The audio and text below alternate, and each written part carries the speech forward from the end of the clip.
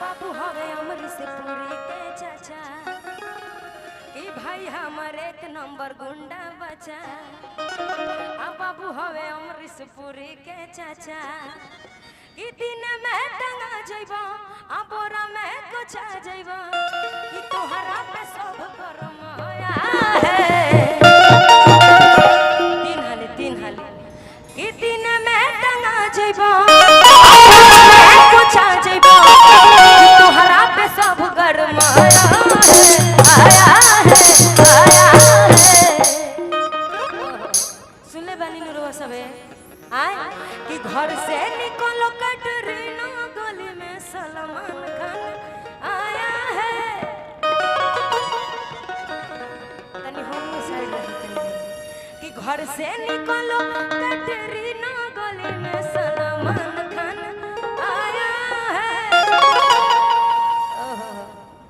कि कुछ कहला पर डांट देलू लगे न काडो इहो सब सुनो लेकिन गाना हमार हटे एक लाइन गा दी तो कोनो बुरा नहीं खेनू। हाँ कि कुछ कहला पर डांट देलू लगे न काडो बोलो कौन खानदान के पटवालू लभा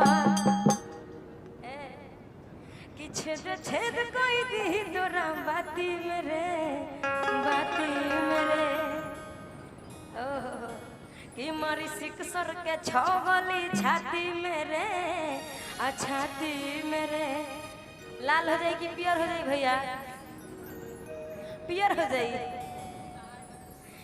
अरे हम समझता नहीं भैया तहर बात कि कुछ कहला पर डांट देलू लगे न काडो